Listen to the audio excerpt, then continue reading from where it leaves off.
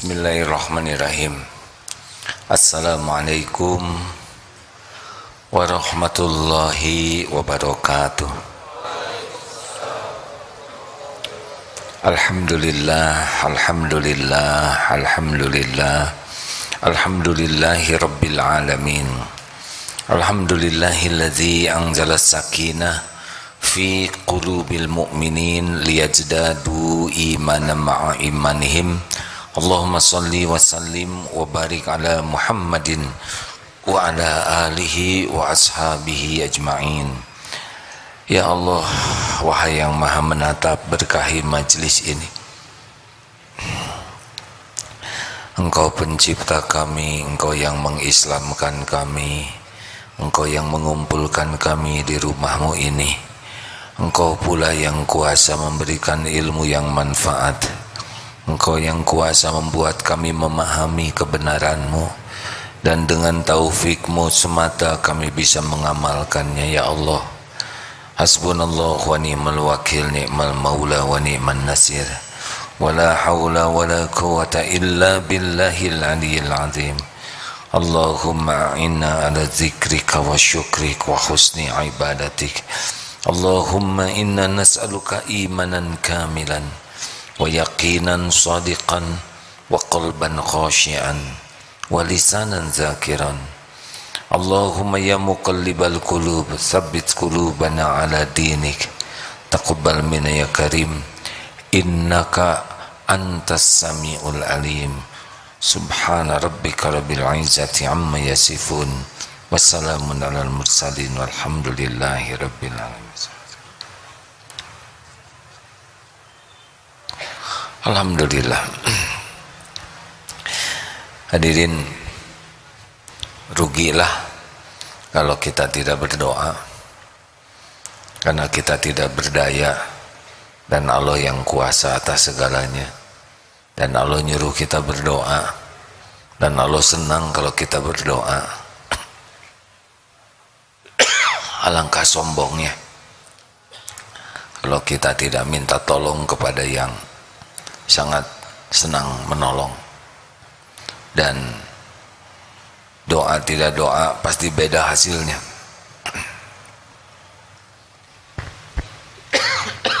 Maaf hadirin. Silakan nomor berapa, Ustaz? 71. Fadol. Bismillahirrahmanirrahim. Kitab Al-Hikam nomor 71. Ma qadaka syai'un mislul wahmi. Tiada sesuatu yang dapat memimpin atau menuntun engkau seperti angan-angan atau bayangan yang kosong. Waham ialah tiap-tiap angan-angan terhadap sesuatu selain daripada Allah, yang berarti angan-angan terhadap sesuatu yang tidak mungkin terjadi. Tiada yang dapat memimpin, menuntun kita kecuali seperti angan-angan. Jadi memang kita pasti punya keinginan. Yang jadi masalah adalah keinginan kita ini mendekatkan kita kepada Allah atau menjauhkan dari Allah. Keinginan kita ini membuat kita semakin tawakal atau semakin tidak bersyukur. Karena kebahagiaan itu diberikan oleh Allah kepada orang yang qanaah, bukan kepada orang yang banyak keinginan. Rasulullah SAW bersabda, qad aflaha, ini hadis sahih Muslim ya, qad aflaha man aslama.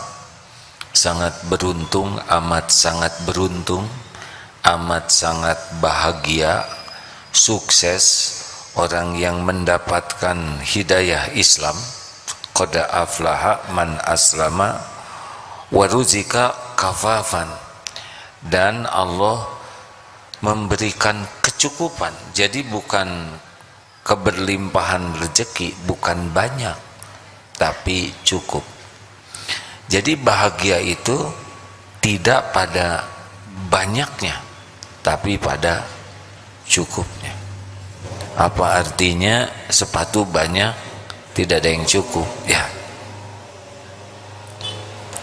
Banyak belum tentu merasa cukup, tapi yang cukup pasti cukup. Banyak itu tidak jelas, tapi cukup itu terukur. Nah, sudah jelas dalam hadis riwayat Muslim ini bahwa kebahagiaan itu bukan pada banyak, jumlah yang banyak, tapi kepada kecukupan. Ruziko kafafan. Yang ketiga, Rasulullah mengisyaratkan wa qana'ahullah wa qanna'ahullahu, dan diberikan qanaah, Allah memberikan qanaah kepadanya bima atahu, dengan apa yang Allah berikan kepadanya. Satu, orang itu kalau diberikan Islam udah sangat beruntung. Yang kedua, Allah memberikan rezeki yang cukup, tidak banyak tapi cukup, karena banyak belum tentu cukup. Kalau keinginannya lebih banyak dari jumlah yang banyak itu tetap tidak cukup. Dan yang ketiga, qanna'ahullahu bima atahu, dan dia diberi Allah hati yang puas, merasa sangat senang dengan apa yang Allah berikan kepadanya. Timbul pertanyaan, orang yang diberikan warujiko kafafan ini adalah orang yang terhormat, jadi dia tidak mengidam-idamkan apa yang di tangan orang lain, apalagi meminta-minta. Jadi dia dibuat cukup oleh Allah, dan tercukupi tidak hanya di hati dan juga pada fisiknya, sehingga dia tidak merendah, tidak meminta-minta, tidak mengharapkan. Karena kalau tangan sudah terbuka begini ke atas, sudah seperti ini, tangan di bawah mengharapkan, itu mau setinggi apapun pangkat, jabatan, pasti hina, pasti dia rendah dibanding dengan yang memberinya. Berapa banyak yang sudah sangat kaya, termasuk hakim kurang agung yang kemarin ketangkap, itu sudah kaya, tapi ya begitulah, tidak punya jiwa qanaah di hatinya, sehingga tidak merasa cukup terus. Dan ini merupakan salah satu siksaan, karena orang akan diperbudak dengan apa yang diangan-angankannya. Jadi kalau ingin tahu orang yang diberikan bahagia oleh Allah itu bukan yang banyak uang, tapi yang dia diberikan cukup batinnya tuh, puas dengan pemberian Allah. Dan dia tidak, misalkan dia punya handphone, dia tidak pusing dengan handphone kiri kanannya, walaupun handphonenya jadul, dia puas. Dia tidak sibuk dengan ini keren, itu tidak. Dia tidak sibuk dengan merek, karena dia perlunya segitu dan dia sudah puas. Dulu pernah ada takdir ke Korea, handphone belum seperti sekarang. Diajak ke sebuah pabrik handphone.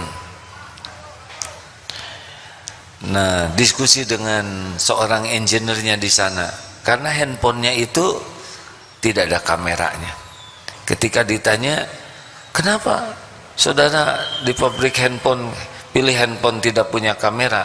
Jawabannya sederhana, karena saya pakai handphone untuk saya dengar. Kamera waktu itu masih belum bagus, kamera handphone. Jadi kalau orang sudah sesuai keperluan saja sudah enak. Hati-hati hadirin sekalian, gaji dinaikkan berapapun, kalau tidak punya jiwa qanaah, pasti tidak bahagia, karena nanti dia akan ingin lagi. Sekarang nyicil motor bekas, naik gaji ingin motor baru, naik lagi gaji ingin ganti model baru, terus begitu. Padahal keperluan dia bukan merek motor, bukan cc motor, keperluannya terbatas. Makanya ciri orang yang bekal qanaah tuh sangat bisa membedakan antara perlu dan ingin. Kalau ingin ini nafsu banyaknya, bukan tidak boleh punya keinginan, tapi di sana ada nafsu. Nah, orang yang qanaah itu dia puas dengan, dan Allah cukupi betul keperluannya. Ada yang nanya, wah kalau pelajaran Islam seperti ini, Islam gak maju-maju dong. Saudara, rezeki itu Allah yang ngatur. Bukan karena pintar kita dapat rezeki, bukan karena kerja sangat keras, bukan karena kerja cerdas, kerja berkualitas. 5 As itu yang didengungkan di Darut Tauhid, kerja keras, kerja cerdas, kerja berkualitas, kerja tuntas, kerja ikhlas, itu bukan masalah jumlah rezeki, ini masalah amal soleh.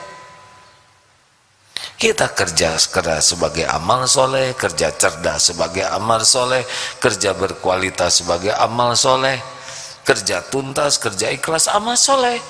Perkara rezeki itu urusan Allah. Dibukanya kepada siapa saja, kapan bentuknya, jumlahnya, kapan ditahan, kapan diambil, suka-suka Allah saja. Dan itu tidak ada kaitan dengan kepinteran. Banyak yang pinter juga, ya begitulah ya.